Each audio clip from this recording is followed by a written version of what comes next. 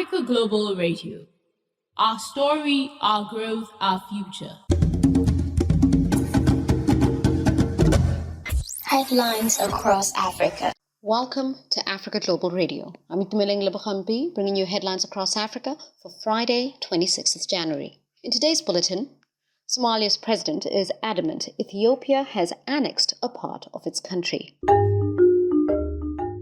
Kenyan police brutality comes to the fore despite the government permitting a pro-Palestinian protest. And Britain hides behind its laws to avoid a full return of gold and silver artifacts to the Asante nation in modern-day Ghana.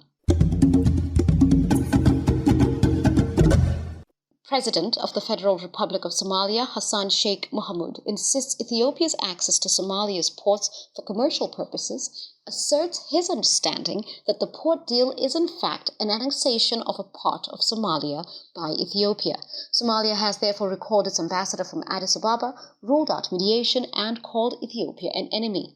The Somali president states Ethiopia has the intention of taking over Somaliland completely. Meanwhile, Ethiopia has publicly stated that the deal in question does not amount to an official recognition of Somaliland, and its focus is only on the 50-year lease to a 20-kilometer stretch of coastal land for commercial and military purposes.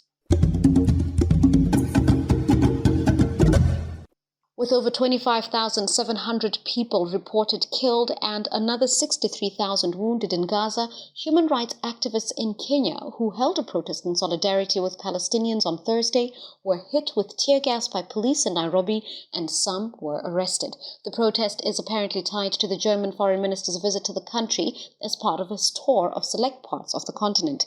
The demonstrators are appalled by Germany being a strong supporter of Israel's military operations in Gaza and is set to intervene in the genocide case brought by South Africa against Israel at the International Court of Justice.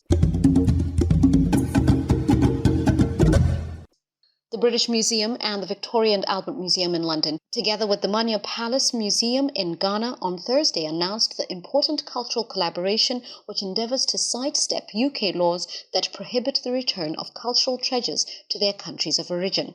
17 items in total are involved in the loan agreement, including 13 pieces of Asante royal regalia purchased by the V&A Museum at an auction in 1874. The items were acquired by the museums after they were looted by British troops during the Anglo-Asante Wars of 1873, 74, and 1895 and 96.